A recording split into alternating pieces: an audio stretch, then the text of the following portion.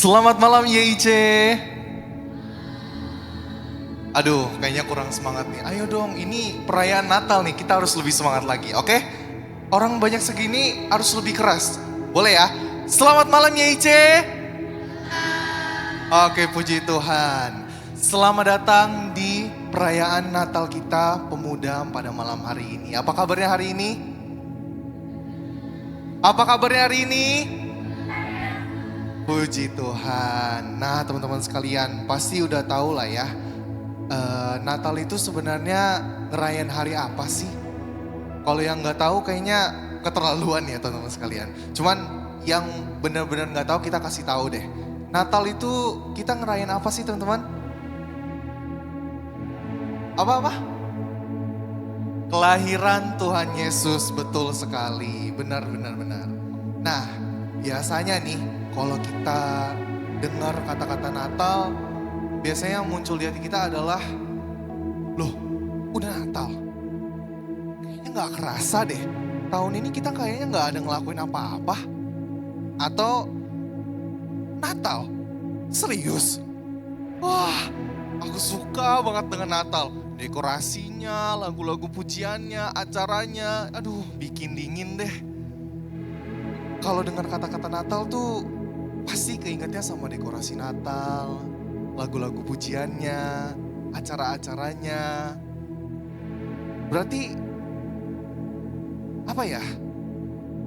Pokoknya ngelakuin semua itu rasanya jadi dingin gitu. Walaupun di Indonesia sebenarnya nggak ada salju, yang ada angin kenceng gitu, hujan adanya. Tapi aku pengen nih ingetin sama teman-teman semuanya. Tadi kalian sebut bahwa Natal itu adalah hari kelahiran Tuhan Yesus. Berarti hari Natal itu bukanlah hari biasa. Dimana kita mikirinnya dekorasi aja. Mikirinnya lagu-lagu pujian aja. Tapi karena hari Natal itu adalah hari kedatangan Tuhan Yesus. Di antara para manusia, kita jadi bisa ngelakuin Natal ini. Tanpa dia tidak akan ada Natal itu. Betul gak? Betul gak? Nah, aku pengen deh sekarang teman-teman aku ajak semuanya mikirin satu kata aja. Satu. Yang bisa mendeskripsikan hari Natal itu apa.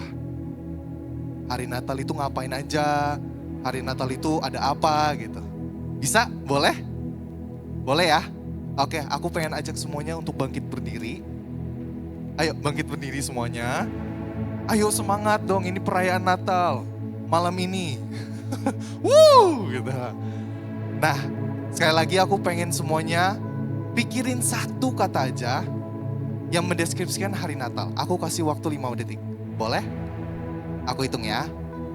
1, 2, 3, 4, 5. Sudah? Sudah ya? Oke. Dalam hitungan ketiga, aku pengen kalian sebut satu kata itu. Boleh? Oke. Siap ya? 1, 2, 3. Kurang. Salju gitu. Kurang ya? Ulang ya. 1, 2, 3. Nah teman-teman sekalian, malam ini aku pengen semuanya bersorak-sorai. Kita sampaikan kepada malaikat dengan menyanyi bersama. Menyiarkan hati gembira kita atas kehadirannya hari Natal pada malam ini. Semuanya tepuk tangan.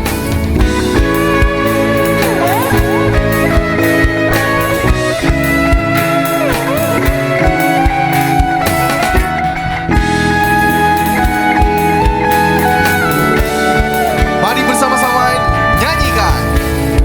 Angels we have heard on high, sweetly singing on the plains, and the mountains in reply, echoing their joyous Gloria,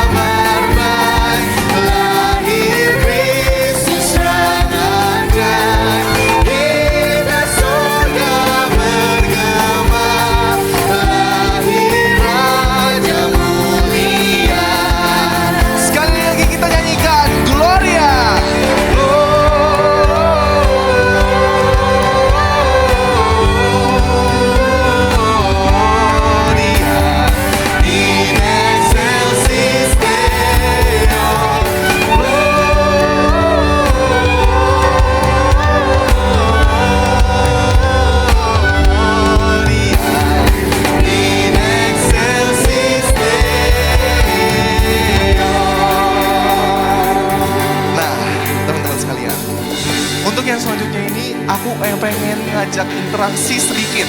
Boleh ya? Jadi nanti WLSL dulu yang nyanyi, baru nanti teman-teman ikutin. Bisa? Boleh?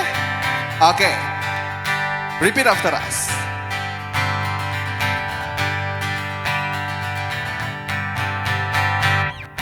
Gloria, Gloria, Gloria. Semuanya. Gloria, Gloria. Nice. Gloria. Oke, sekali lagi. WLSL. Gloria, Gloria, Gloria. Teman-teman.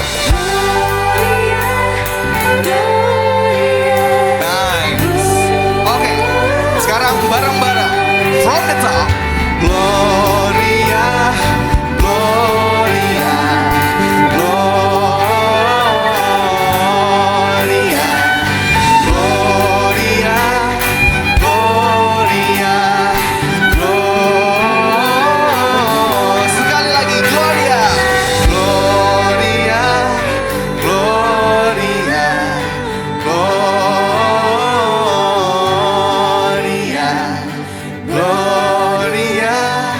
Gloria, Gloria.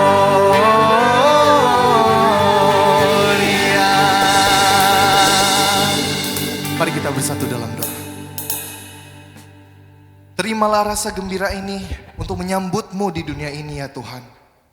Kami selalu berseru kepadamu dan mau mengerti apa yang sedang Engkau rencanakan dalam hidup kita. Di dalam nama Tuhan Yesus, kami berikan hidup kami kepadamu terus. Di perayaan Natal ini, kiranya Engkau memberikan kami hati yang tenang, pikiran yang jernih, dan selalu bersyukur kepadamu. Dalam nama Tuhan Yesus, kami berdoa dan mengucap syukur. Haleluya. Amin.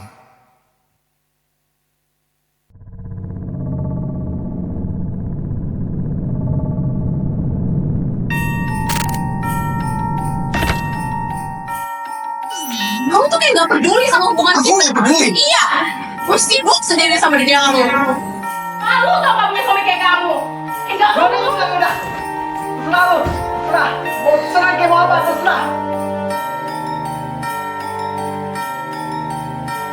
Saya nggak peduli ya soal pekerjaan lain. Saya butuh laporan ini malam ini juga. Kalau kamu nggak sanggup, mungkin kamu harus pikir ulang untuk posisi kamu di sini.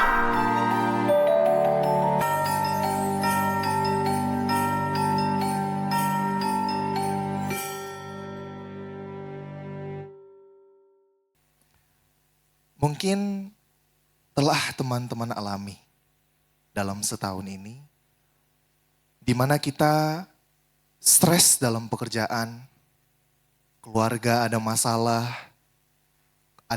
dengan pasangan kita, atau masalah-masalah lainnya yang belum terselesaikan sampai saat ini juga. Tapi aku pengen yakinkan teman-teman sekalian, kalau penyertaan Tuhan itu tidak akan pernah berhenti dalam pergumulan kita, kekecewaan, kesedihan. Tuhan akan selalu memberikan kita hiburan. Dari masalah berjalannya kuliah, tidak beruntung dalam mencari kerjaan, kesehatan turun terus. Tapi yakinlah bahwa ada maksud dan tujuan dari Tuhan dalam setiap permasalahan kita.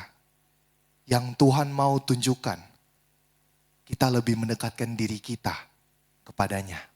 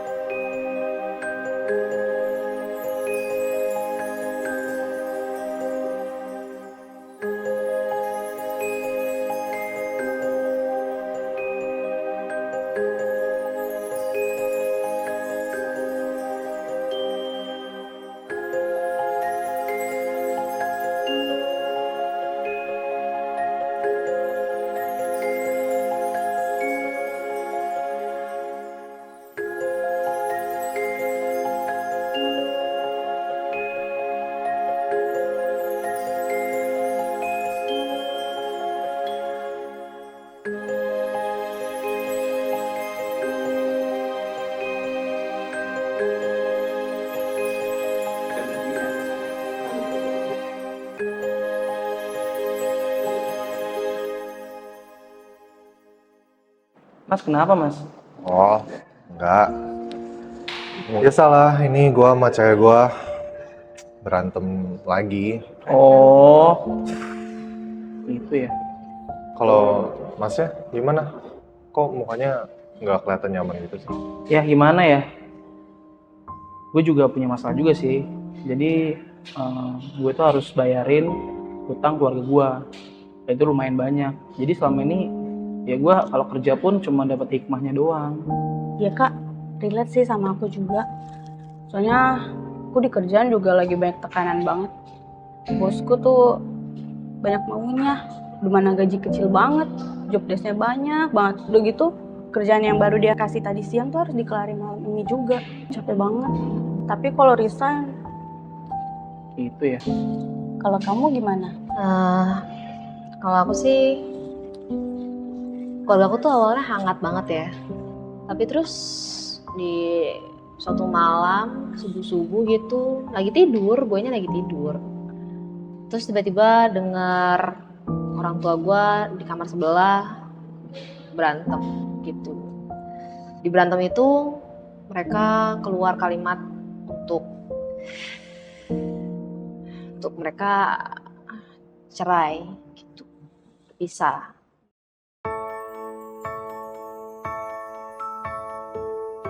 Kehidupan kadang memberikan kita jalan yang penuh liku, namun di setiap luka tersimpan kekuatan untuk bertahan. Ingatlah, setiap tantangan adalah bagian dari perjalanan, dan bahkan dalam kesedihan selalu ada harapan untuk kebangkitan. Kasihku senantiasa menyertaimu. Saat kamu merasa sendiri, aku ada di sana. Saat kamu jatuh, aku akan mengangkat. Percayalah, kamu tidak pernah berjalan sendiri. Setiap kali gue bertengkar dengan pasangan gue merasa gue sedang berjuang sendiri. Gue hanya ingin kita berdua berjuang demi cinta ini. Kita memang butuh waktu untuk belajar dari kejadian ini. Jadi, apapun yang terjadi, gue akan berusaha untuk menjadi versi yang lebih baik. Aku berharap aku bisa mengubah keadaan, walau nyatanya aku nggak bisa. Ketika mereka bertengkar, aku merasa seolah duniaku runtuh. Aku cuma mau mereka bahagia, walaupun pada akhirnya jalan yang harus ditempuh adalah perpisahan. Aku selalu berusaha keras untuk mendapatkan pengakuan. Tapi aku malah terjebak dalam tekanan pekerjaan yang lebih besar. Hidup ini seakan hanya tentang pekerjaan. Meskipun begitu, aku akan terus berusaha untuk menjalankan pekerjaan ini. Aku akan berkembang lebih baik ke depannya, sambil terus berpengharapan kepada Tuhan. Setiap pagi gue bangun dengan ketakutan. Teman-teman gue semuanya berhasil dan bahagia. Sedangkan gue masih terlilit di hutang ini. Gue tahu ini gak gampang. Tapi gue yakin dengan kasih Tuhan, gue pasti akan bisa ngelewatinnya.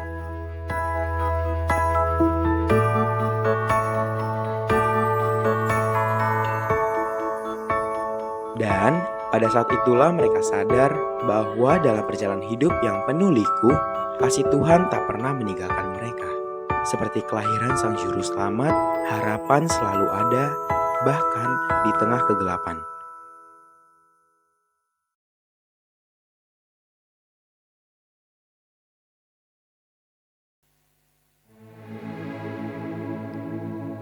Walaupun semua hal itu tidak mendapatkan hasil yang kita inginkan ya. Atau yang sering orang-orang sebut happily ever after. Tapi yakinlah bahwa dengan Tuhan, dengan adanya Tuhan di sisi kita, kamu akan selalu diberikan kelegaan dari masalah-masalah itu. Tuhan tidak akan pernah membuat kamu melupakannya, atau dia bilang selesai masalah itu, sudah lupakan, tidak. Tapi Tuhan ingin memberikan masalah itu dan membuat kamu sadar bahwa masalah tersebut sudah menjadi bagian dari kamu. Jadi kamu harus menerimanya.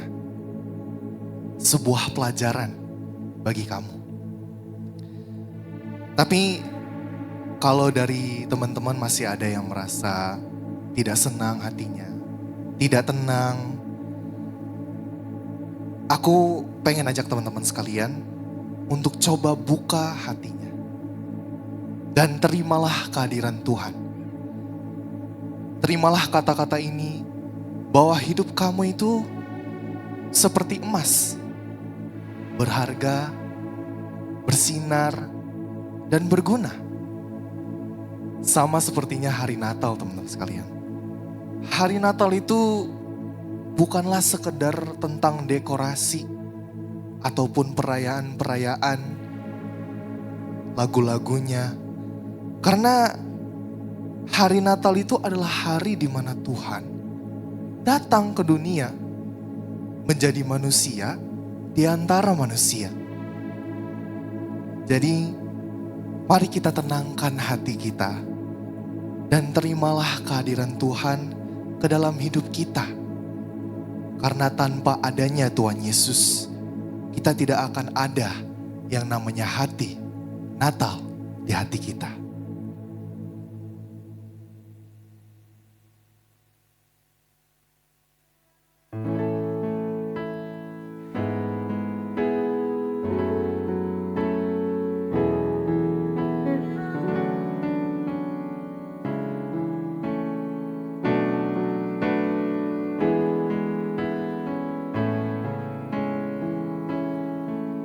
Seperti palungan, seperti palungan, layakkanlah hatiku menyambutmu Tuhan. Seperti emas kemenyandarmu, biar hidupku berkenan padamu. Sebab Natal tak akan berarti tanpa kasih-Mu.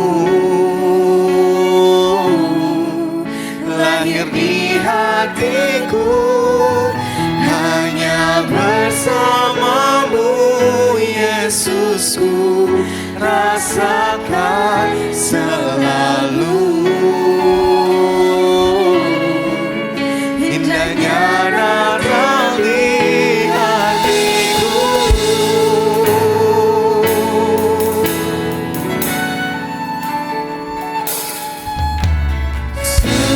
Seperti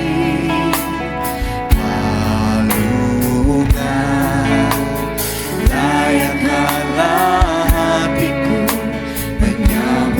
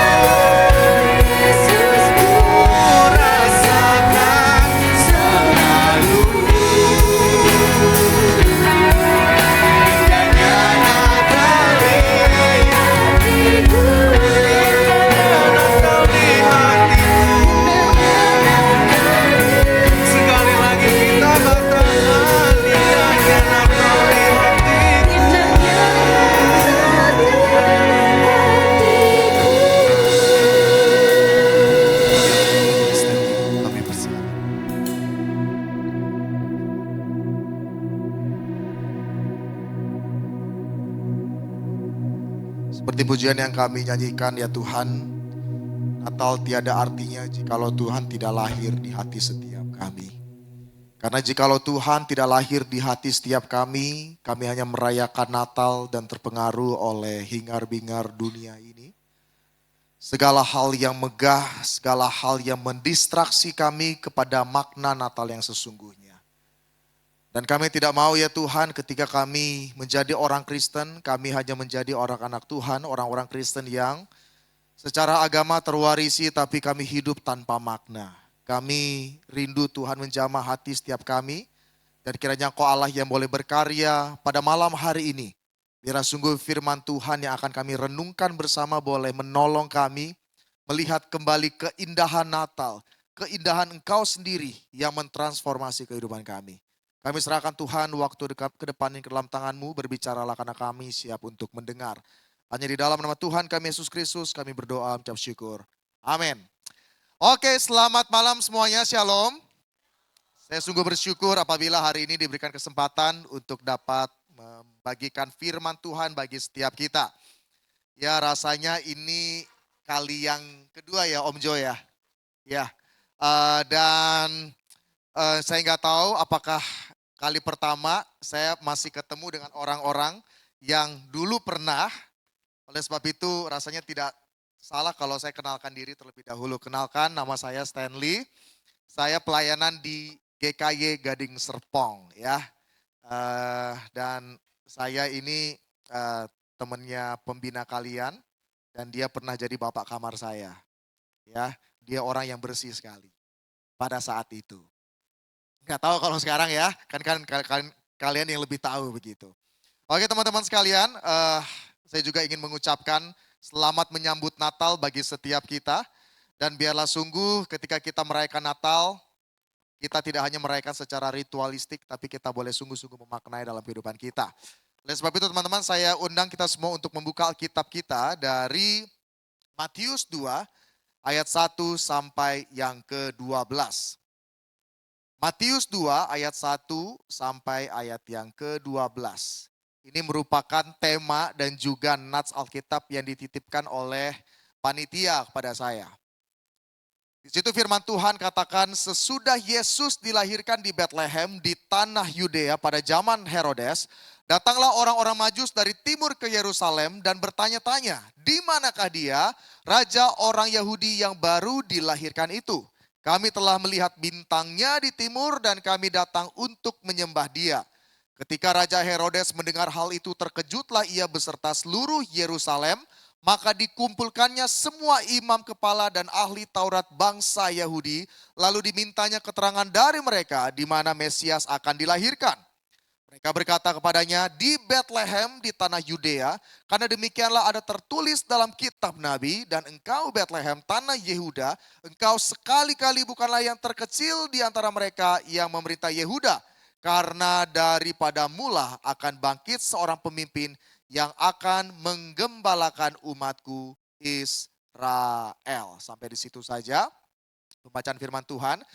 Teman-teman sekalian, ketika kita merenungkan satu tema, yaitu adalah a journey of love. Satu perjalanan cinta. Saya tidak tahu apa kira-kira yang menjadi pemikiran kita ketika kita berpikir perjalanan cinta. Ya, gitu ya. Boleh angkat tangan siapa di sini yang LDR? Ada yang LDR? Ada yang gak kuat LDR? Oh berarti semua kurang lebih, ini yang kuliah sampai kerja kan ya? Berarti sudah ada cinta-cintaan lah ya.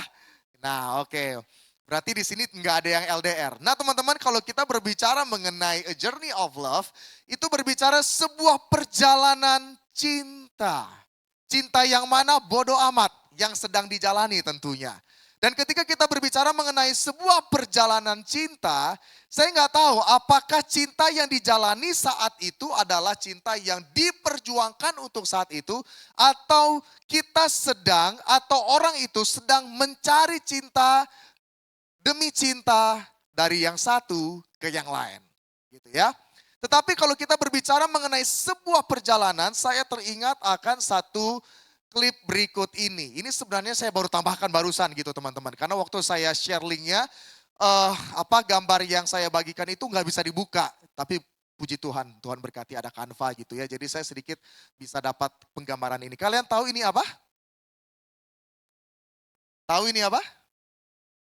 Ini adalah nomad ya. Para nomadic.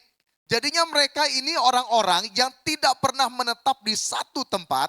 Mereka pindah dari satu tempat ke tempat yang lain, ke tempat yang lain. Itu yang terus mereka lakukan sepanjang hidup mereka. Kalian tahu beberapa ketika orang-orang nomad ini ditanya, kenapa kamu berpindah dari satu tempat ke tempat yang lain? Dua jawabannya, yaitu adalah mencari keamanan dan juga mencari kenyamanan. Ya, mencari keamanan dan juga mencari kenyamanan. Karena mereka percaya ketika mereka tinggal di satu tempat bahwa keamanan dan kenyamanan itu hanyalah sebuah ilusi seiring berjalannya waktu. Kenapa? Karena ketika mereka berdiam begitu lama, mereka punya keyakinan bahwa akan ada sesuatu yang mengancam mereka, akan ada sesuatu yang menggoncangkan rasa nyaman mereka. Jadi mereka harus menghilangkan satu rasa atau konsep di pikiran mereka, tinggal di satu tempat itu memberikan keamanan dan kenyamanan. Oleh sebab itu mereka terus wandering, mereka terus berpindah dari tempat satu ke tempat yang lain. Ini adalah para nomad. Mereka adalah para pencari keamanan dan juga kenyamanan. Teman-teman tahu nggak ketika kita berbicara sebagai orang percaya, kita pun sesungguhnya adalah orang-orang yang sedang mengembara. Kita adalah para pengembara. Kita adalah pilgrims, kalau bahasa Inggrisnya gitu ya. Kita adalah para pengembara yang terus-menerus mencari makna atau meaning dari kehidupan ini. Maka ketika berbicara mengenai perjalanan, orang yang pertama-tama dia pikirkan yaitu adalah apa yang dapat saya temukan. Apa yang bisa saya dapatkan dari apa yang saya temui itu. Dan ketika orang tidak sungguh-sungguh memaknai, tidak sungguh-sungguh menyadari bahwa dirinya adalah seorang pengembara, maka dia terus wandering, mencari-cari untuk apa yang bisa memuaskan hasrat dirinya. Yaitu adalah sebuah makna hidup. Teman-teman, saya tuliskan demikian. Kalau ini saya baik ya teman-teman ya. Jadi ini pesan yang bisa kalian bawa pulang malam ini. Kalau mau pulang silahkan karena inti pesannya sudah dapat ya. Jadi perjalanan hidup manusia sebenarnya bukan tentang menemukan. Melainkan apa? Ditemukan untuk menemukan. Ya. Kita adalah seorang pengembara. Dan ketika kita menjadi seorang pengembara, kita sedang finding something. Ingin menemukan sesuatu dan mendapatkan sesuatu. Itu yang menjadi pikiran kita. Tetapi sesungguhnya ketika kita berjalan di dalam dunia ini, kita tidak sedang berjalan untuk menemukan. Kita sedang berjalan untuk ditemukan. Karena sederhananya teman-teman, kenapa demikian? Karena kita sadari bahwa sejak manusia jatuh dalam dosa, yang manusia pertama lakukan apa teman-teman? Lari. Mereka buat sesuatu yang menutupi badan mereka. Dan kemudian manusia itu hidup mengembara. Terus menerus sampai dengan sekarang. Manusia sejak jatuh dalam dosa terus mengembara, mencari makna hidup, mencari tujuan hidup. Maka seiring berjalannya waktu, manusia menciptakan something untuk menunjukkan bahwa itu adalah purpose di dalam kehidupannya. Teman-teman sekalian, perjalanan hidup manusia sesungguhnya bukan tentang menemukan, melainkan ditemukan. Satu hal dari perjalanan orang Majus, teman-teman. Kita mau sama-sama belajar dari kehidupan mereka. Siapakah mereka sesungguhnya? Saya percaya ini bukan kali pertama kita dengar tentang orang Majus. Tetapi orang Majus adalah sekelompok orang yang telah mempelajari, memprediksi, dan mengantisipasi kelahiran Sang Mesias yang dijanjikan tersebut untuk membawa keselamatan bagi manusia. Siapa mereka? Mereka adalah orang-orang yang mempelajari, memprediksi, dan mengantisipasi kelahiran Sang Mesias itu yang dijanjikan. Dan ketika kita berbicara mengenai orang Majus, begitu banyak latar belakang yang begitu beragam menunjukkan akan siapa mereka. Setidaknya saya kumpulkan di dalam 4 hal yang perlu kita ketahui. Nah teman-teman, kalau kita lihat dalam bahasa Inggris mereka disebut sebagai wise men, orang-orang bijaksana. Dan dalam bahasa Yunani mereka disebut sebagai magoi yang kerap kali dihubungkan dengan kata magician, seorang penyihir. Dan magoi itu seringkali dikaitkan dengan ahli-ahli filsafat, imam dan ahli-ahli perbintangan. Mereka banyak hidup di daerah Persia dan Arabia, yang mana di sana banyak ahli-ahli dalam bidang astronomi dan obat-obatan. Kalau zaman sekarang ketika kita berbicara mengenai penyihir selain Harry Potter, itu konotasinya negatif gitu ya. Tetapi kita tidak bisa melihat konotasi negatif ini pada zaman dahulu. Karena ini merupakan bagian dari ilmunya mereka gitu ya. Dan kemudian sebagian orang Yahudi percaya mereka adalah imam-imam dari kerajaan Sheba dan Arabia, yang mana adalah keturunan Abraham dari Keturah. Yang mana yang benar? Kita nggak tahu. Karena sesungguhnya Alkitab tidak pernah spesifik menunjukkan siapa mereka dan apa asal-usul mereka. Tidak pernah secara spesifik menunjukkan siapakah sesungguhnya orang Majus. Tetapi yang jelas mereka adalah bukan orang yang biasa. Mereka adalah orang-orang yang luar biasa. Mereka adalah orang-orang yang pintar, yang benar-benar mencari makna dan tujuan, memprediksi sesuatu, mempelajari sesuatu. Dan ketika mereka tahu bahwa ada seorang raja yang suatu saat nanti akan bangkit dan membebaskan umat manusia, mereka dengan teliti dan serius menggunakan berbagai macam ilmu pengetahuan untuk apa? Untuk mendapatkan letak titik di mana raja itu akan lahir. Jadi teman-teman, dapat kita pastikan bahwa orang Majus yang datang bertemu dengan Yesus, kira-kira umur Tuhan Yesus pada saat itu umur 1 tahun, itu adalah dari generasi yang selanjutnya. Jadi mereka adalah orang yang sudah ada dari sebelumnya. Dan terus menerus, jadi ini generasi yang kesekian. Dan saat itu mereka datang ketika melihat, oh ada terang, ada bintang yang sesuai dengan apa yang mereka pelajari. Itu datang dan juga muncul, mereka segera pergi. Saudara sekalian, ketika berbicara mengenai orang Majus, yang jelas Alkitab juga nggak pernah menunjukkan mereka adalah 3 orang, ya kan? Mereka adalah sekelompok, segerombol orang. Karena kalau hanya 3 orang, gak mungkin saat itu Yerusalem bisa kaget. Siapa ya? Gitu ya. Karena orangnya begitu banyak, karena berkenaan juga dengan medan yang begitu luar biasa, mereka datang bertemu dengan Yesus. Tetapi kita tidak bisa lihat hanya di titik mereka bertemu dengan Yesus. Karena apa? Di zaman sebelumnya, di generasi sebelumnya, mereka sedang wandering tentang siapa sesungguhnya Mesias yang akan membebaskan setiap mereka. Ini adalah orang Majus. Jadi di sini teman-teman, setidaknya kita mempelajari bahwa orang Majus sekaligus menjadi penggambaran bahwa sedari dulu manusia mencari kebenaran dan makna di dalam kehidupan ini yang sesungguhnya hanya dapat diberikan di dalam pribadi Allah itu sendiri. Teman-teman, apa yang paling menakutkan dalam diri manusia? Tragedi apa yang sesungguhnya paling ironis dalam hidup manusia? Tragedi yang paling ironis dalam hidup manusia, kalau manusia itu nggak tahu arti makna hidupnya apa. Serius. Kamu boleh nggak punya uang. Kamu boleh lebih miskin daripada orang lain. Kamu boleh lebih bodoh daripada orang lain. Tapi kalau kamu tahu makna hidupmu yang sesungguhnya, itu tidak akan membuat kalian down. Itu tidak akan membuat kalian menjadi orang-orang yang rendah.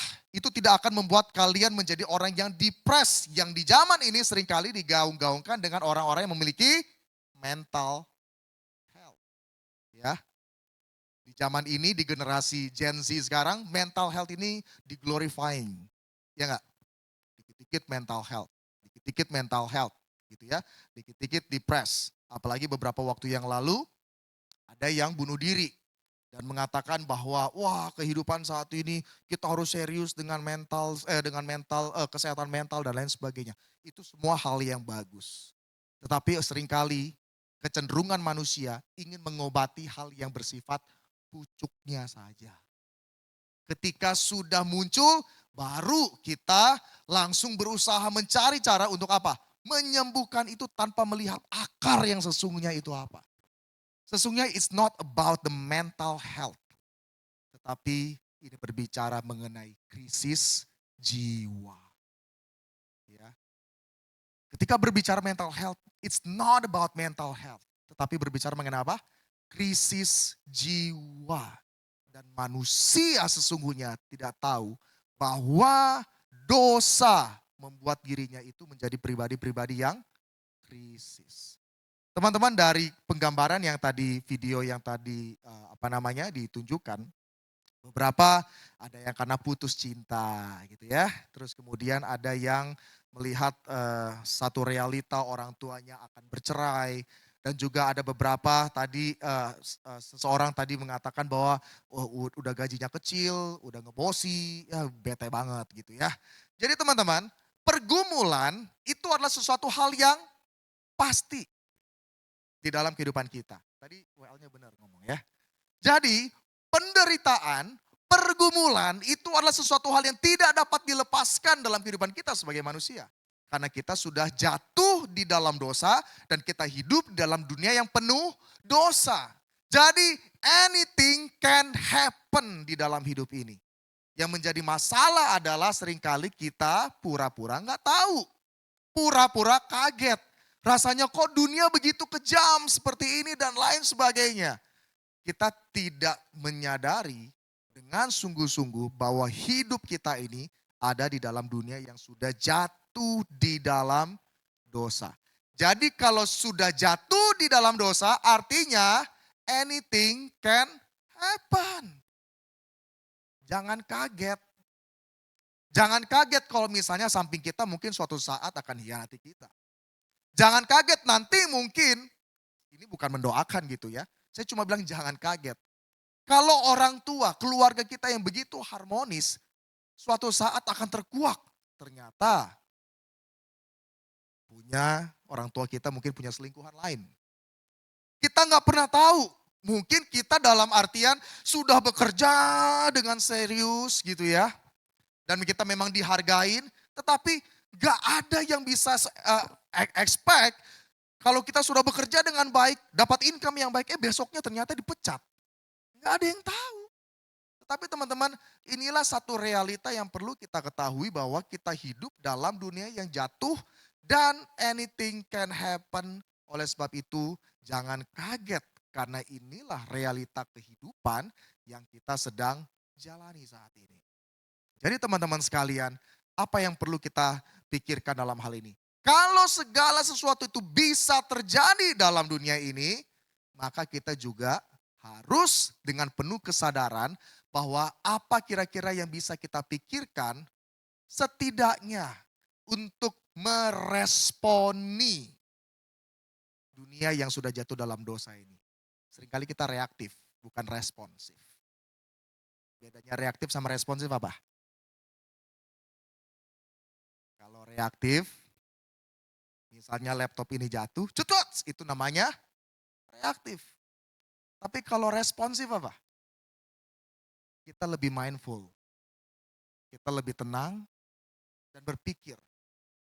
The best way-nya apa kita meresponi akan hal itu.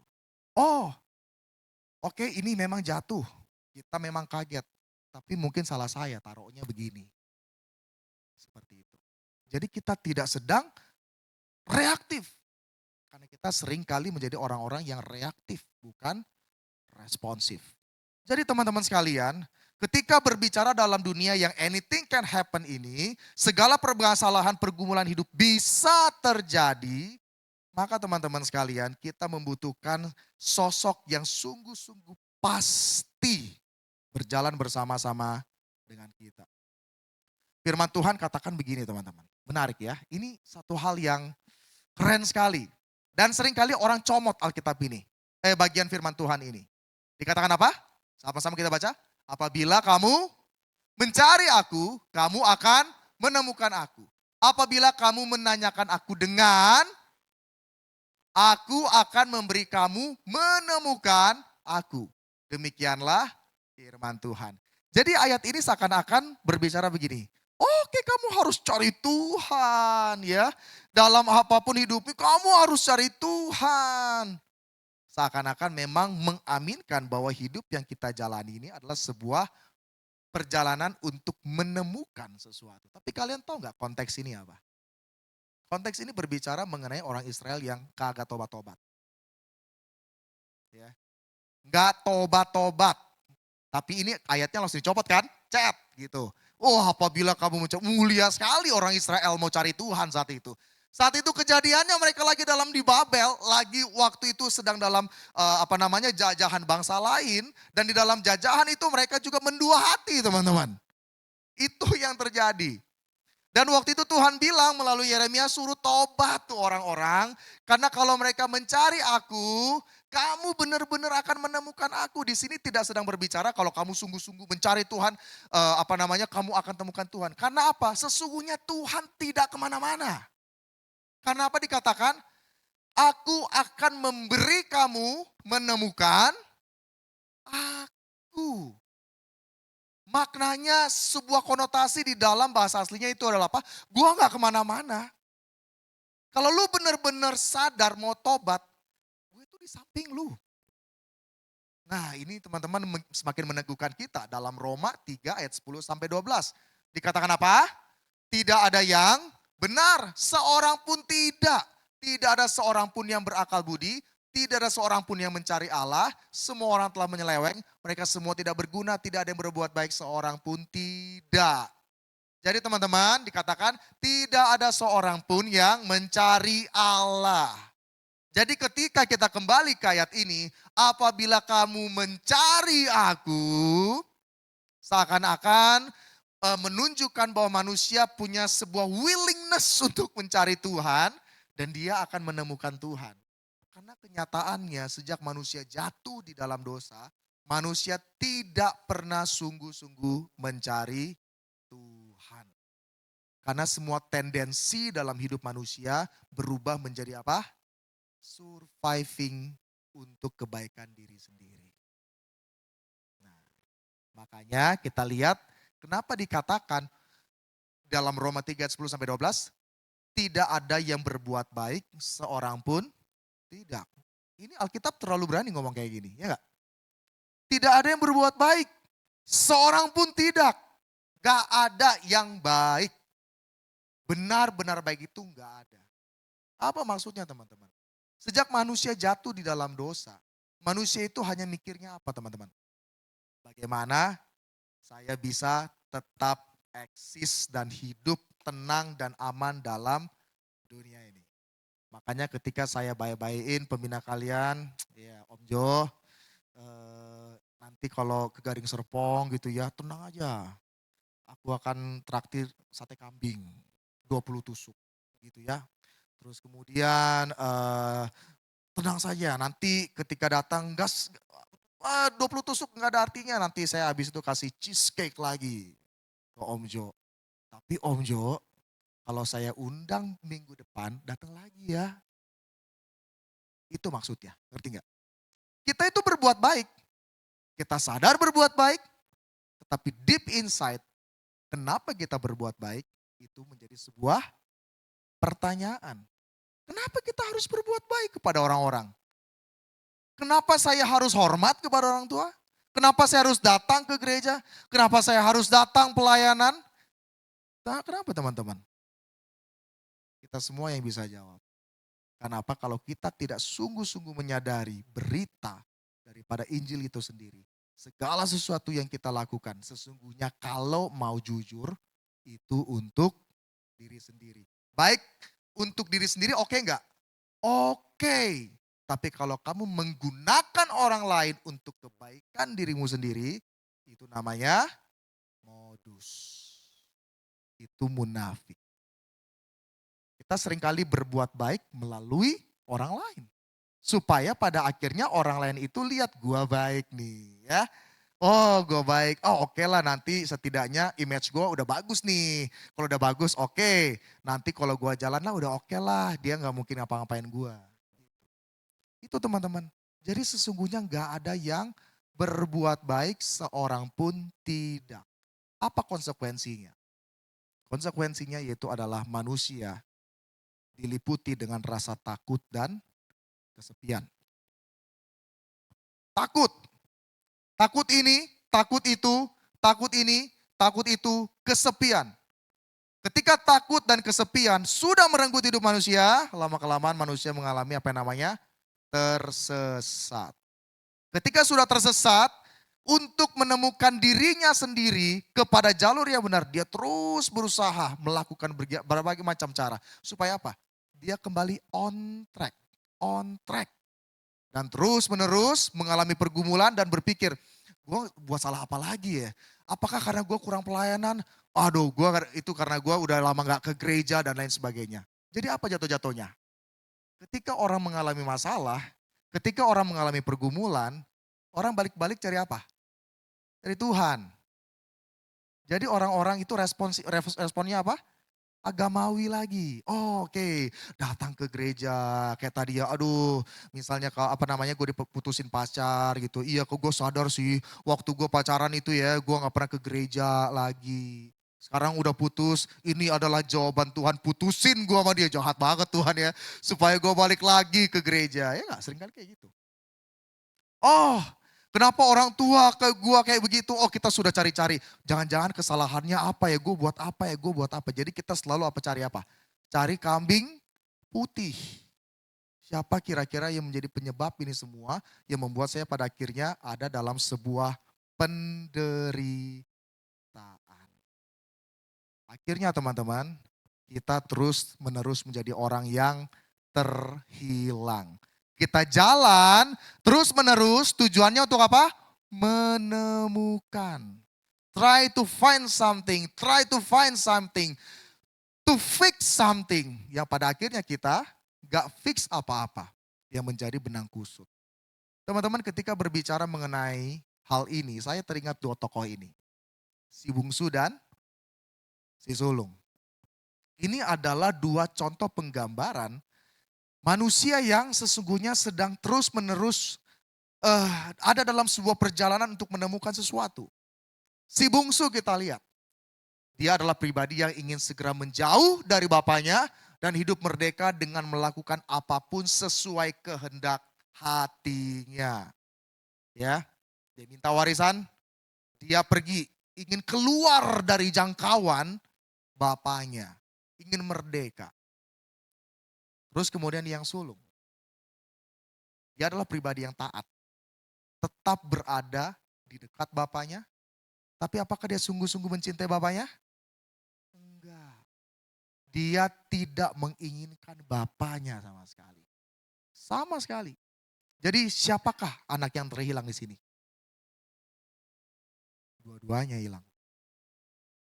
Satu menghilangkan diri, satu hilang dekat bapaknya. Dua-duanya hilang. Dan dua contoh ini merupakan penggambaran setiap kita. Kita seringkali ingin, di sini bosan banget. Kita cari sesuatu di luar sana yang untuk mengisi fulfill meaning hidup kita. Akhirnya kita mendapatkan apa? Shit. Kita mendapatkan sampah. Dan kemudian ada juga beberapa orang yang pada akhirnya apa? Datang ke gereja, pelayanan. Kalau ketemu, haleluya, shalom, gitu ya. Tetapi teman-teman, datang ke gereja bukan sungguh-sungguh cinta sama Tuhan, tapi karena apa? Modus sama Tuhan. Taat dengan sungguh-sungguh, tapi bukan karena mencintai Tuhan, tapi karena menginginkan berkatnya saja. Jadi dua orang ini adalah dua orang yang terhilang. Kira-kira kita yang mana teman-teman? Enggak ya. Di sini anak baik semua gitu ya. Saya percaya kita semua sungguh-sungguh bersyukur melalui pertolongan Tuhan. Kita nggak bisa ambil cara si bungsu, kita pun nggak bisa menjadi si sulung. Oleh sebab itu kita membutuhkan sosok yang sungguh-sungguh berjalan dengan begitu luar biasa.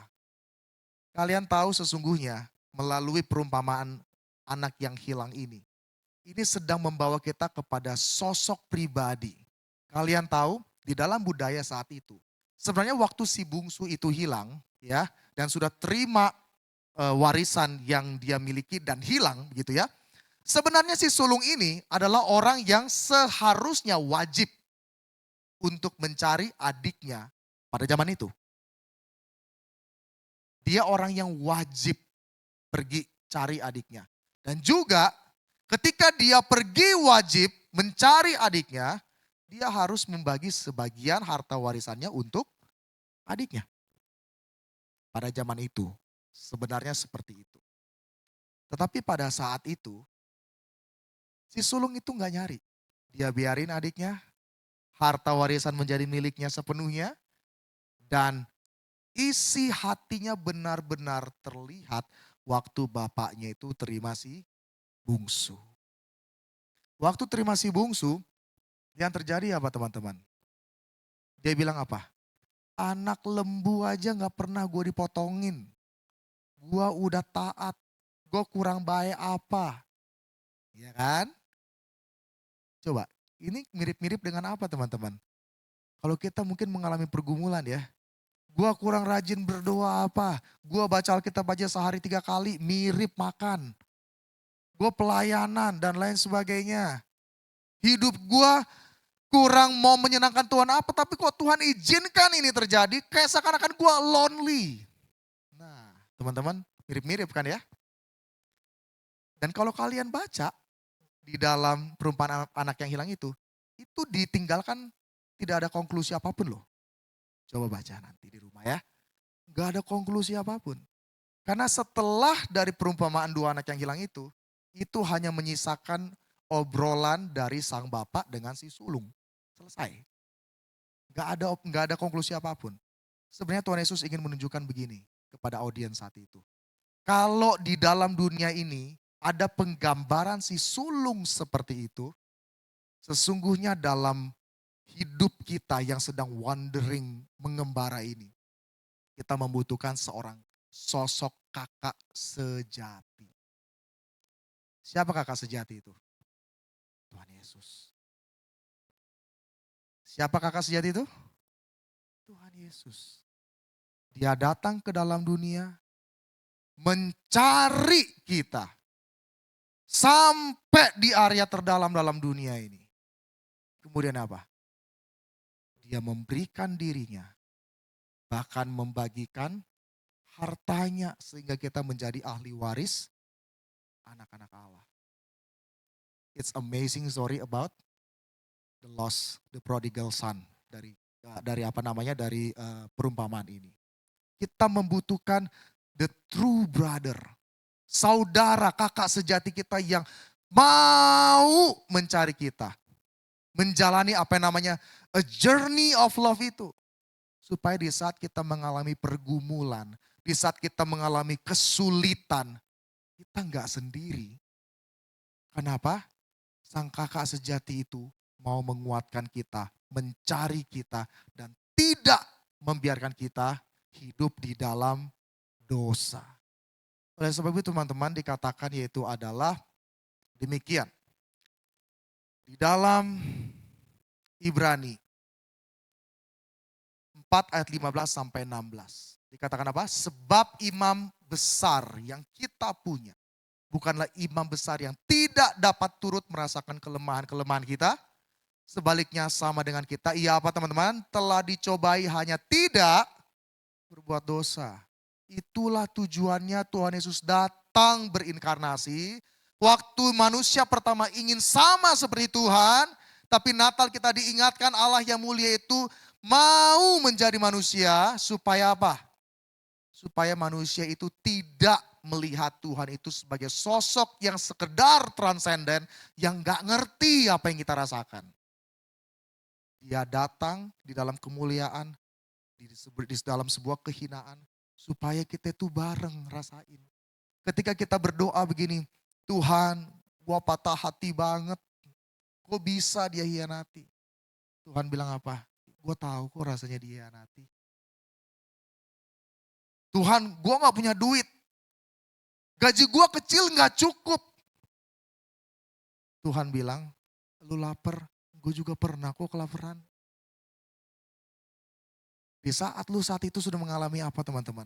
Ditolak. Di saat lu sedang berbuat baik, tetapi itu tidak direspon dengan baik, Tuhan bilang apa? Gua tahu kok rasanya ditolak, bahkan gua hampir dilempari di jurang. Padahal gua maksudnya apa? Memberitakan firman Tuhan. Lu pernah mengalami takut? Oke. Lu takut, gue juga pernah takut. Sampai keringat gue menjadi darah. Manusia pertama ingin sama seperti Tuhan. Tapi Tuhan di dalam Natal menjadi sama seperti kita. Supaya dia bisa ngerasain apa yang kita rasakan. Dialah yang menjalani apa yang namanya apa? A journey of love itu.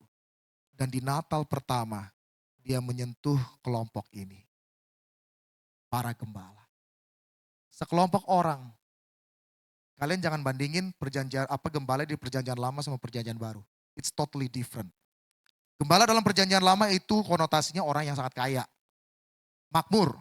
Tetapi dalam perjanjian baru, mereka adalah kelompok marginal. Mereka pun hidup, upah itu hanya untuk hari itu saja.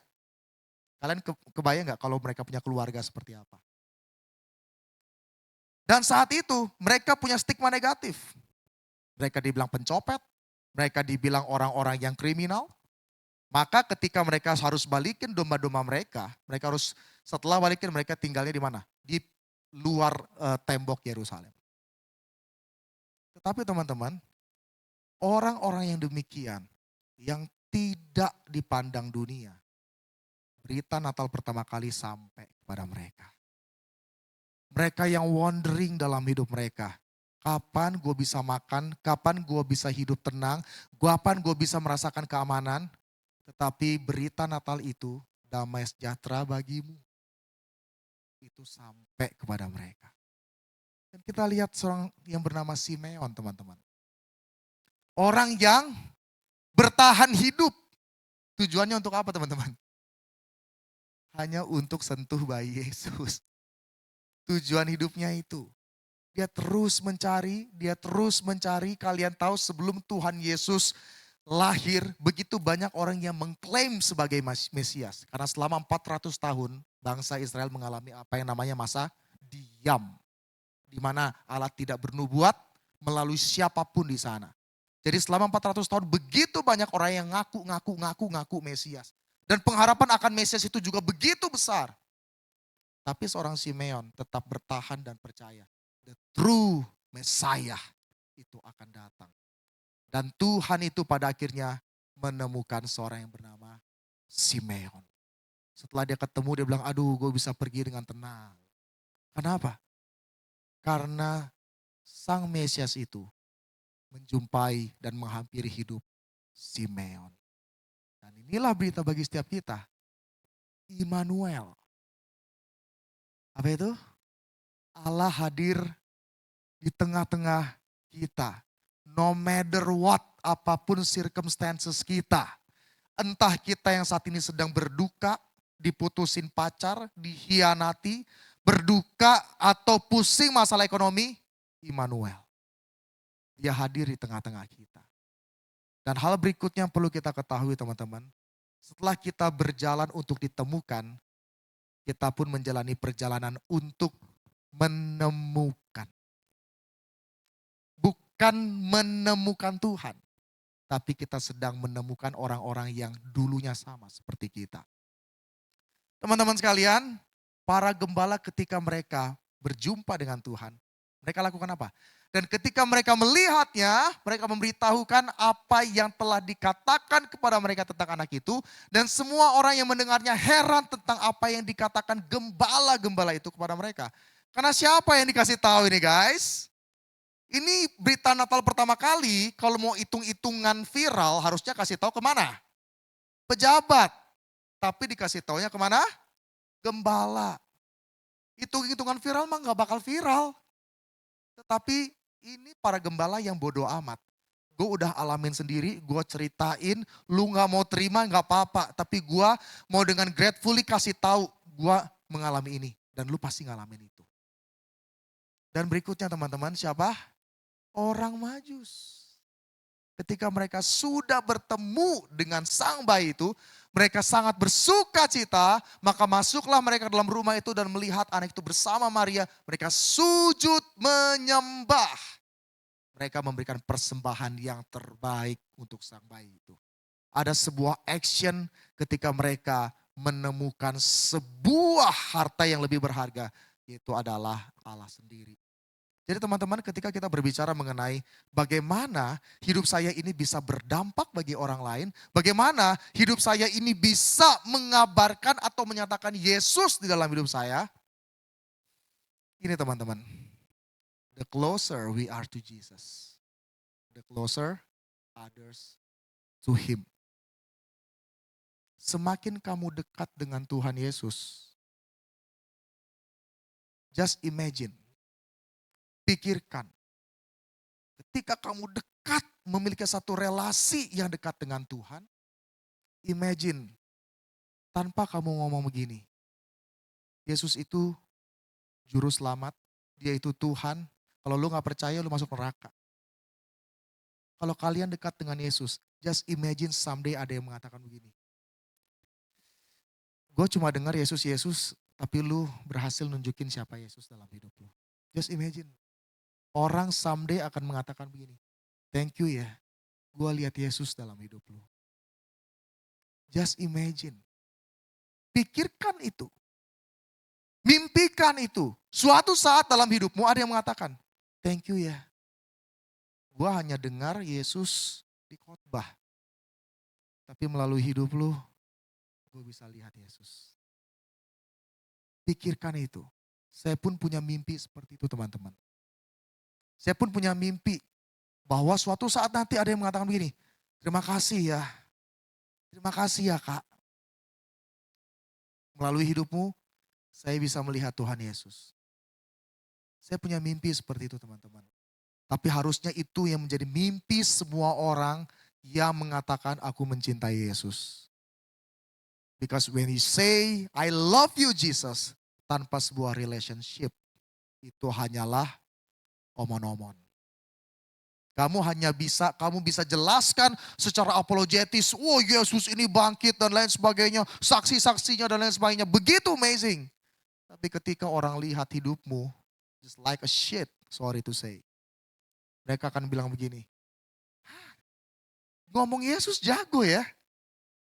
Tapi baru keserempet mobil, ngomongnya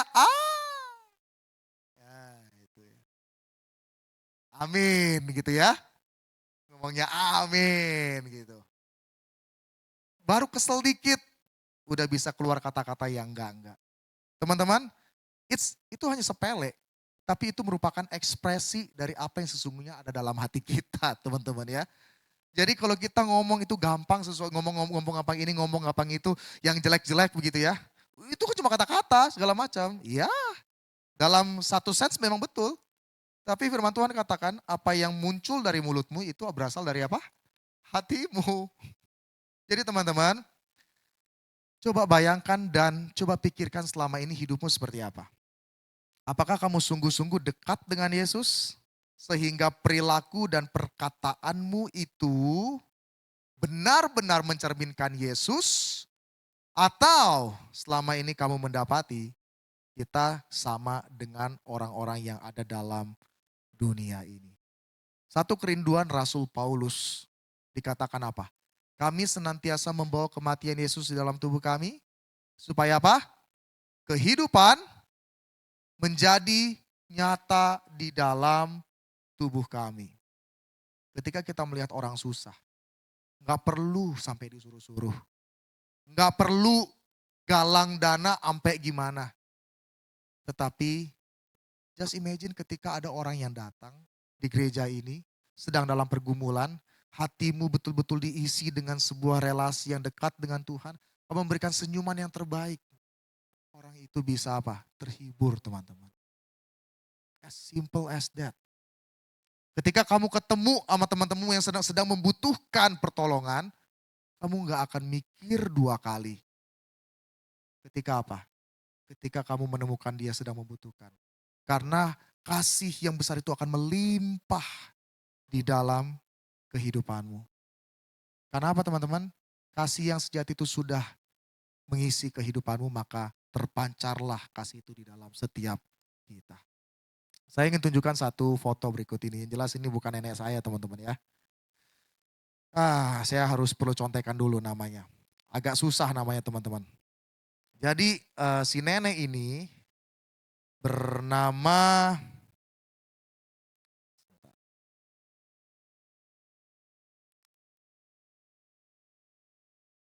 nenek ini bernama Teresa Suci ya.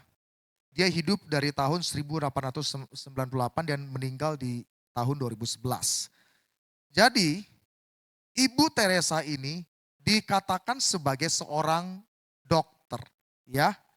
Jadi setelah melihat penderitaan orang sejak dia kecil, ia ini bertekad terus memberikan hidupnya untuk membantu orang lain. Jadi karena dia melihat begitu banyak orang yang menderita, dia tergerak untuk membantu orang lain. Dan pada umur 47 tahun, ia mendirikan sebuah panti asuhan dan rumah perawatan di Singapura. Menariknya teman-teman, waktu dia mendirikan hal ini, dia tidak mengambil sepeser pun duit dari orang-orang yang datang. Dan dia melakukan itu sampai umurnya 100 tahun lebih. Jadi ketika ada orang-orang datang, ia mengunjungi orang sakit, ia memasak untuk tunawisma dan memberikan apapun yang ia miliki. Kalau dunia ini bisa menunjukkan satu hal yang mulia, bukankah seharusnya kita justru harus menjadi jawaban, bukan menjadi pertanyaan di dalam dunia ini? Kita telah melihat, kita punya kakak sejati yang mau sampai mati-matian ngejalanin a journey of love itu untuk menangin kita teman-teman. Harusnya kita juga menunjukkan siapa kakak sejati itu di dalam hidup kita. Coba saat ini saya undang kita semua untuk tunduk kepala. Kita coba merenungkan kebaikan Tuhan.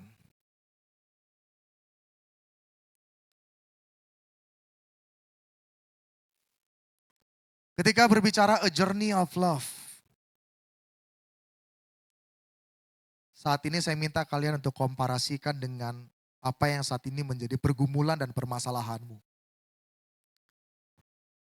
Ketika kamu memikirkan sebuah perjalanan cinta, dan kau menemukan itu di dalam pribadi Yesus Kristus. Banyak orang cari Tuhan Yesus untuk solve their problem. Untuk bisa menyelesaikan masalah mereka. Tapi hanya sedikit orang-orang yang datang mencari Tuhan Yesus memang karena betul-betul ingin mengasihi Dia. Teman-teman sekalian, saat ini coba kita renungkan. Sejak kita kecil, tanpa kita sadari, Tuhan sudah bersama-sama dengan kita. Dia bukan pribadi seperti pribadi sosok The Watcher yang mungkin kita nonton di Marvel begitu ya, yang hanya memantau dan memandang. Tapi dia pribadi yang tanpa kita lihat dari indera perasa kita, dia menuntun kita step by step. Sampai kita bisa pelan-pelan berjalan, sampai kita bisa meloncat, sampai kita bisa berlari kecil, bahkan sampai kita bisa berlari kencang. Tuhan senang dengan setiap proses kehidupan kita. Dan Dia memang rela melakukan itu semua, karena Dia mengasihi setiap kita. Dia rela menjalani a journey of love. Journey yang begitu sakit. Kalau kalian pahami, ekspresi sesungguhnya dari rasa cinta bukanlah bahagia, tapi sakit. Ekspresi sesungguhnya cinta bukanlah kesenangan, tapi kepedihan. Tapi Tuhan Yesus mau datang, mau ambil itu semua, supaya biar Dia saja yang mengalami kepedihan, kesakitan, kepahitan, agar kita memperoleh kemerdekaan.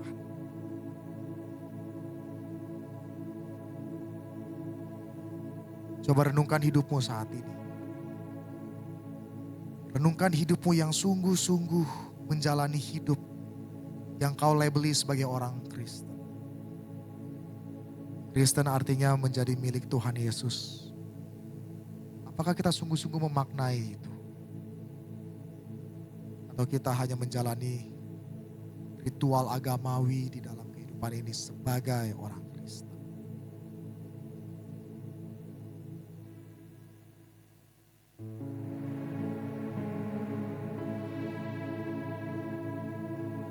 Teman-teman, ketahuilah bahwa Tuhan tidak peduli dengan masa lalu kita. Karena masa lalumu sudah selesai di atas kayu salib. Dia mau ketika kita merasakan kasih-Nya yang besar, Dia mau kita hanya mengikuti Dia, meresponi panggilan-Nya, tetap setia sampai akhir hidup kita. Ambillah sebuah komitmen di hadapan Tuhan. Tuhan, aku tahu tidak ada seorang pun yang tahu pergumulanku seperti apa. Hanya Tuhan yang tahu.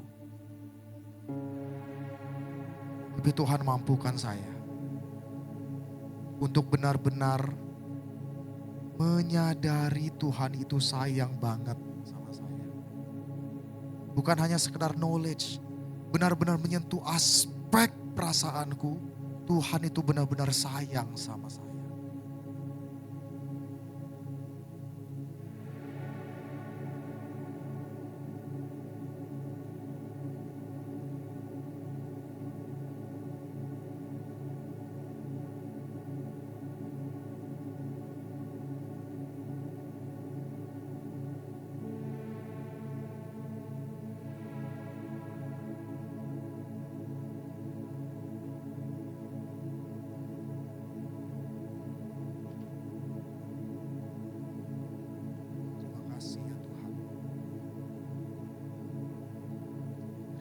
Untuk kebaikan-Mu dalam hidup kami.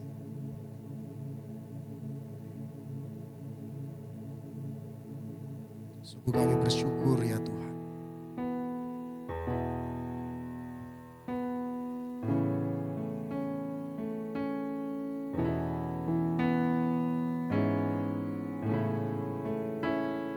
Teman-teman, sebentar kita akan menyalakan lilin bersama-sama. It's not just about simbol atau sebuah ritual yang wajib kita lakukan setiap merayakan Natal. Tapi sesungguhnya lilin yang kita nyalakan ini punya makna yang mendalam. Firman Tuhan katakan apa? Bangsa yang berjalan di dalam gelap telah melihat terang yang besar. Terang itu sudah datang di dalam pribadi Tuhan Yesus Kristus. Dan kita sudah menerima terang itu. Tuhan mau setiap kita menjadi pribadi-pribadi yang membawa lilin-lilin kecil itu di tengah-tengah keluarga kita. Di tengah-tengah pergaulan kita. Di tengah-tengah tempat kita bekerja, di tengah-tengah tempat kita kuliah, dimanapun itu. Dengan hikmat, mari kita sama-sama nyanyikan pujian ini. Lampu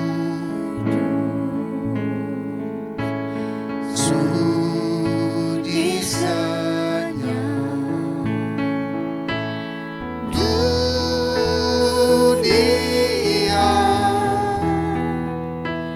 terlelap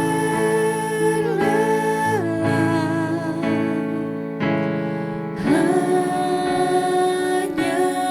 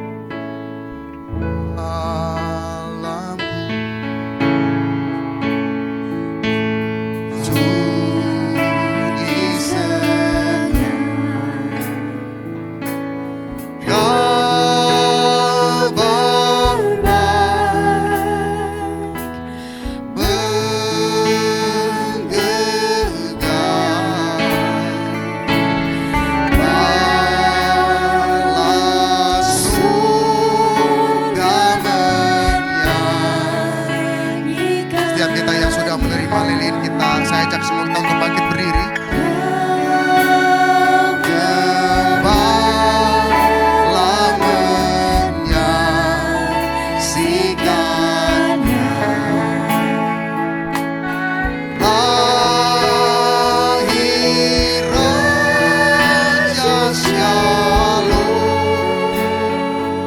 Oh,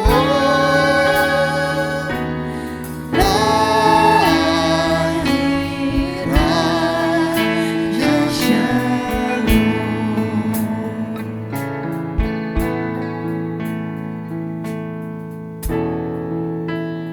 Teman-teman sekalian, seperti yang tadi saya katakan bahwa seharusnya lilin ini kita maknai dengan sungguh-sungguh. Coba kita ambil kembali komitmen. Tuhan, saya tahu hidupku susah. Lingkunganku susah untuk saya menjadi orang yang benar. Tapi jikalau Tuhan saja datang dengan segala kemustahilan, saya pun mau. Tidak perlu menjadi lilin yang besar. Tapi saya mau jadi lilin-lilin yang kecil. Yang memberikan jalan. Yang memberikan kehangatan. Yang memberikan rasa aman kepada orang-orang di sekitarku. Teman-teman, saat ini mari kita berdoa di hadapan Tuhan. Ambil komitmenmu pribadi dan berjanjilah dalam hidupmu membawa terang yang kecil itu agar nama Tuhan dimuliakan.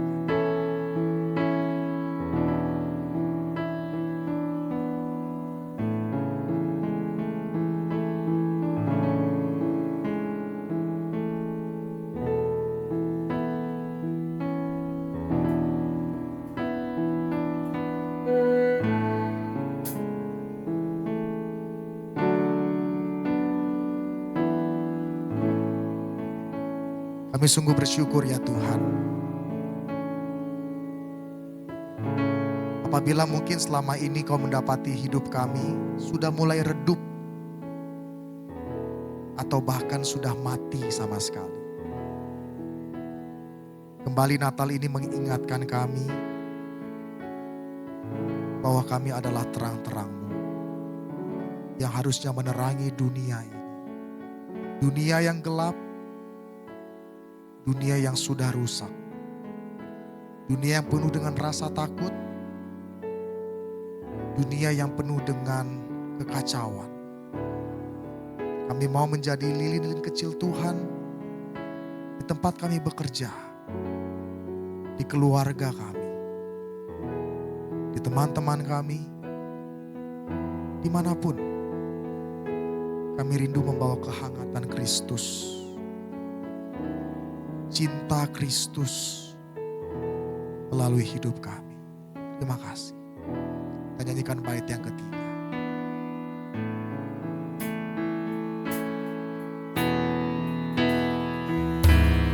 Malam kudus, sunyi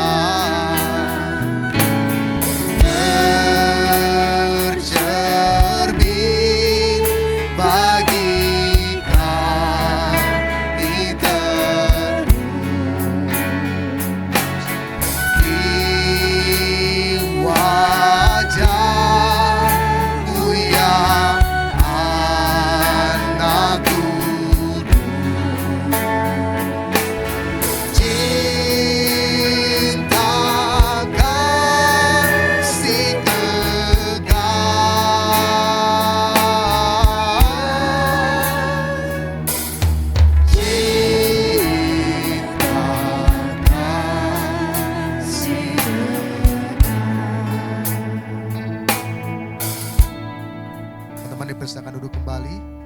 Mungkin bisa dimatikan, saya kembalikan kepada.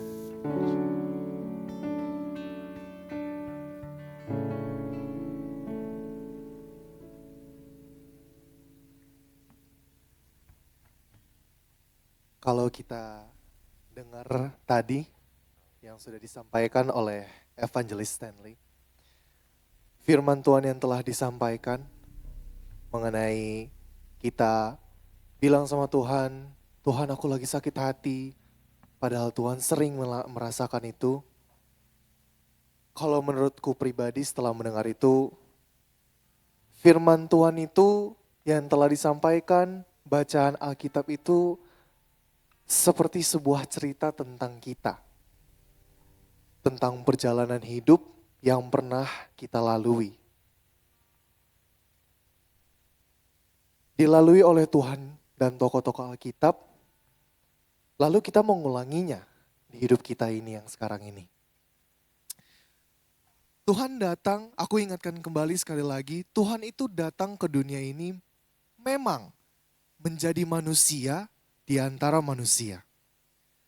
Tapi karena dia hadir di antara kita, kita jadi bisa ngelakuin hal-hal itu sampai sekarang. Makan, tidur, bernafas, berdoa, hadir di tempat ini. Firman Tuhan itu bukan sekedar perjalanan Tuhan dan tokoh-tokoh Alkitab. Tapi mereka membuat sebuah cerita, kegiatan manusia sehari-hari. Jadi aku pengen deh, kita coba merenungkan kembali kegiatan-kegiatan kita. Kita bisa melakukan itu semua karena Tuhan. Dan mari kita coba untuk selalu percayakan hidup kita kepada Tuhan.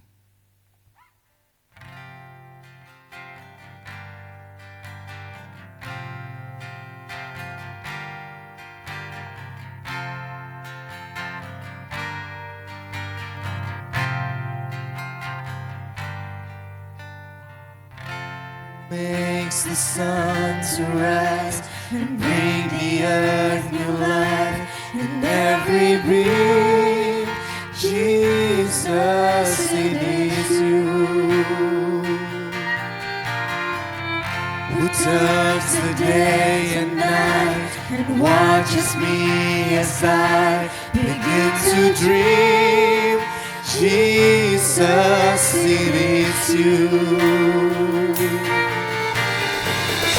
who brings me food for my table, who cares for all of my needs,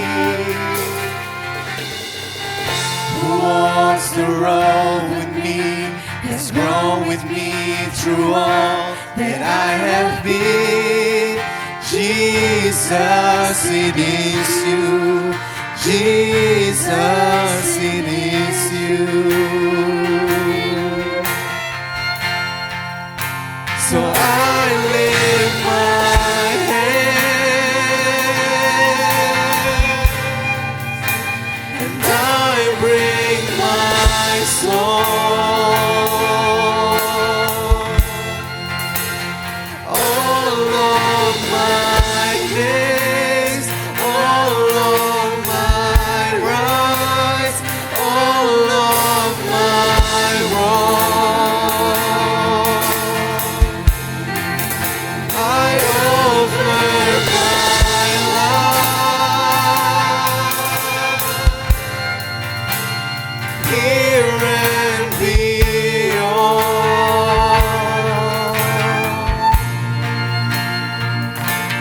to the wanting true. Jesus, it is you. Kita resapi lebih dalam lagi teman-teman sekalian.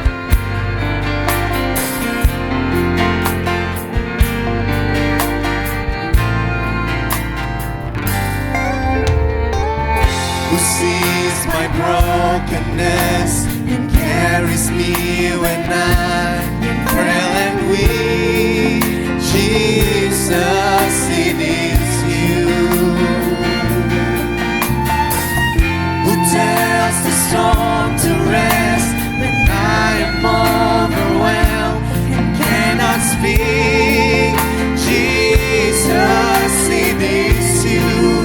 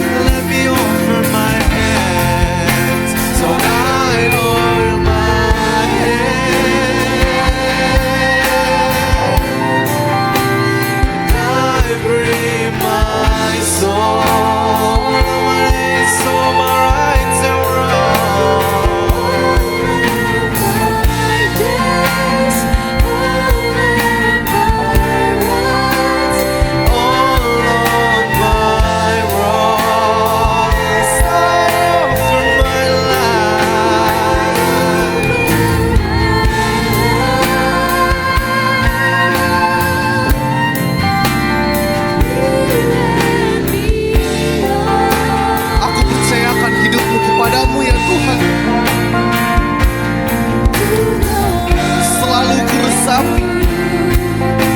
Dan kali ini akan aku katakan dalam hati dan pikiran kepadamu, kini aku percaya. Kini aku percaya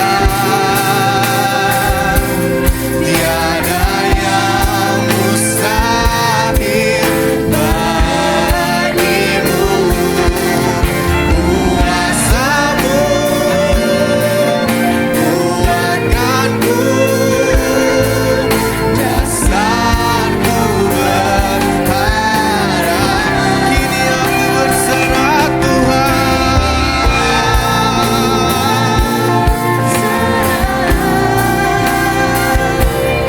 pada rancanganmu bagiku.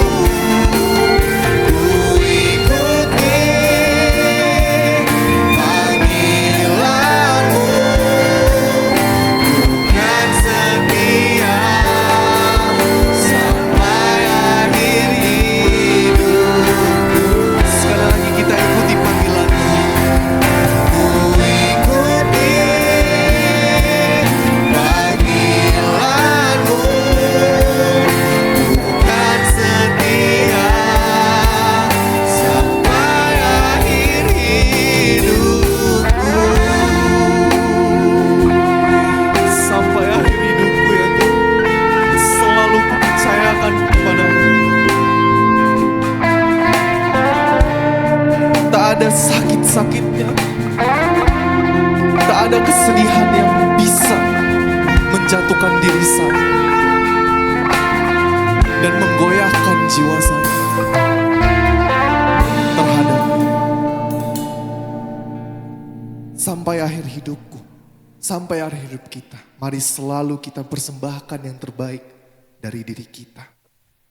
Dengan semangat yang baru, kita kembali hadir ke dalam rumah Tuhan. Teman-teman sekalian, aku pengen sekali lagi tanya, masih semangat pada malam ini? Kayaknya setelah lagu-lagu itu pada Tapi aku pengen sekali lagi tanya, masih semangat pada malam ini? Oke teman-teman sekalian, sekali lagi kita akan hadir ke dalam rumah Tuhan. Loh, ini kan udah gereja, udah rumah Tuhan, berarti kita udah hadir dong dari tadi. Enggak, bener sih. Tapi maksud aku adalah mari kita hadirkan diri kita ke dalam rumah kelahirannya Sang Juru Selamat. Sambil kita masuk ke dalam rumah kelahirannya, mari kita juga siapkan persembahan kita. Layaknya orang-orang Majus yang membawakan persembahan mereka terhadap Tuhan. Tidak peduli sebesar dan sekecil apapun yang kita berikan. Karena kiranya siapapun yang mempersembahkan persembahannya akan mendapatkan sukacita. Siapkan hati dan pikiran dan berikan persembahanmu kepada Tuhan di kandang domba, tempat kelahirannya.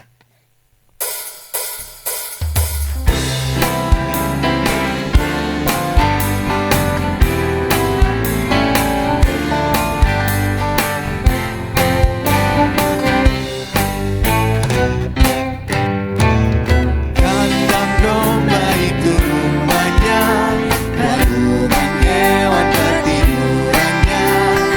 Lahir dari Bunda Maria, Pangeran Maha Mulia.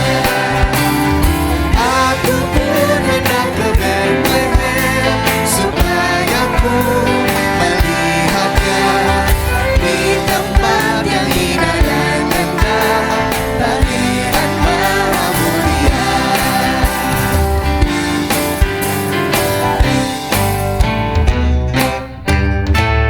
Bintang indah hai tunjukkanlah, di mana Yesus terparuhannya.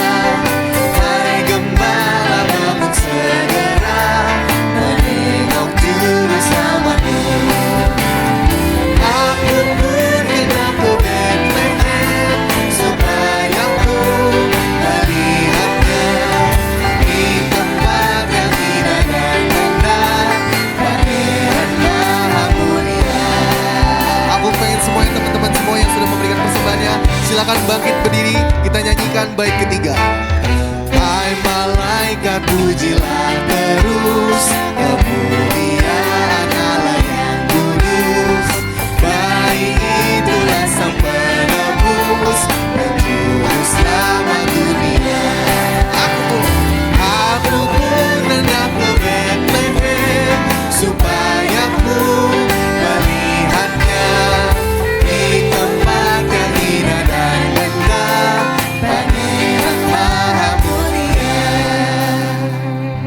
bersatu dalam doa.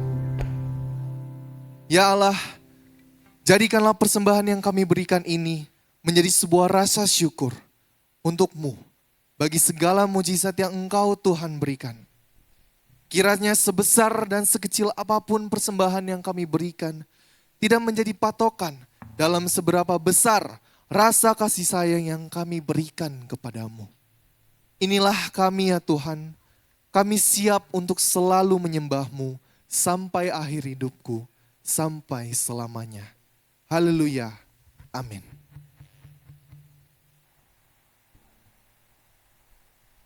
Nah, sudah tahu ya kita tadi di awal bahwa hari Natal itu adalah hari kelahiran Tuhan.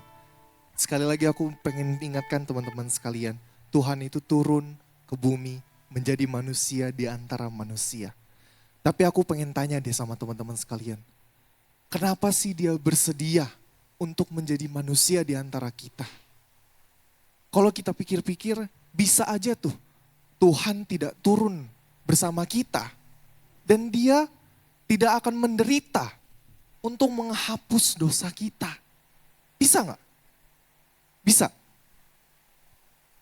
Tapi karena kasih sayang Tuhan itu yang sangat-sangat tinggi, sampai dia rela turun ke bumi, lahir sebagai manusia, mati menghapus manusia, dosa manusia, dan bangkit bagi keselamatan manusia. Berarti kita sudah tahu sekarang, kehadiran Tuhan di bumi itu ada maksudnya. Bahwa Dia lahir untuk kami, Dia bangkit dari kami semua. Dia itu Tuhan kami, Dia itu Allah kami, Dia Raja di atas segala raja. Dia itu siapa?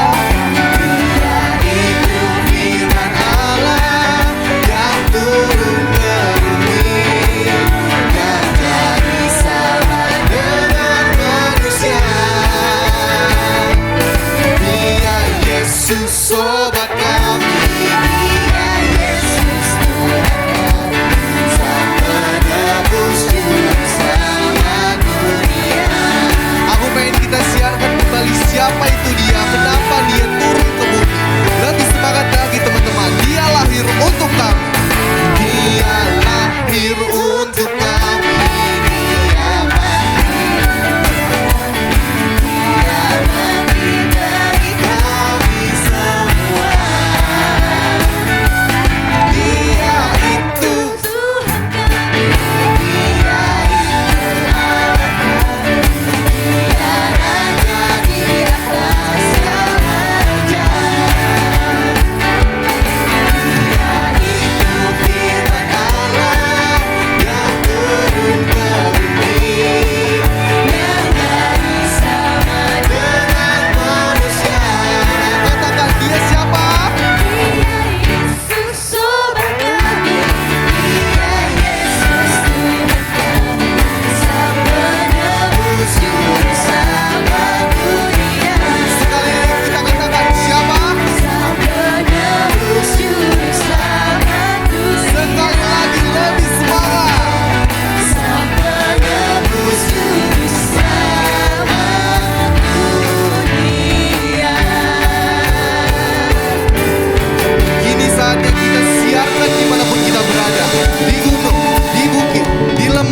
Kita kabarkan kepada dunia bahwa lahirnya Sang Almasih.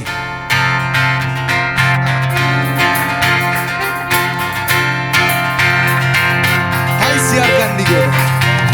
Hai siarkan di gunung, di bukit dan di mana jua.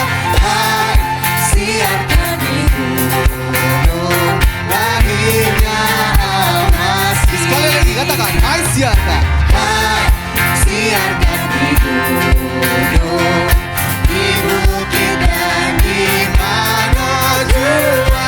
Hai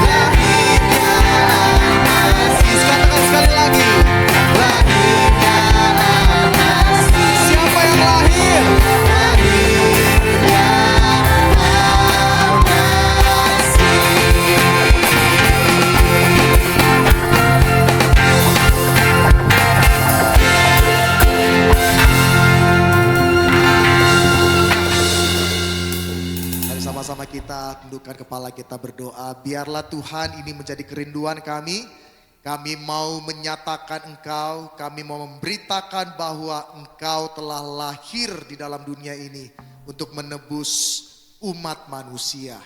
Dan biarlah kami sebagai pemberita-pemberita Injil ini ya Tuhan, pemberita-pemberita kabar baik ini menerima berkat daripada Engkau. Oleh sebab itu kami siap untuk terima berkat daripada Tuhan. Kiranya kasih karunia daripada Allah Bapa, kuasa penebusan dan sukacita penebusan dalam Kristus Yesus, dan tuntunan bimbingan kuasa Roh Kudus akan memimpin dan menuntun setiap kita dari hari ini sampai selama-lamanya. Amin.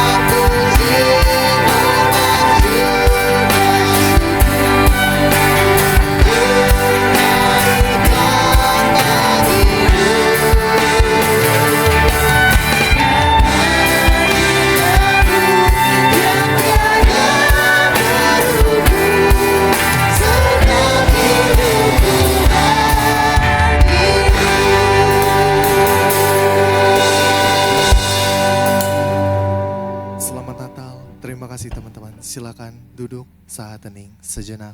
Selamat malam minggu.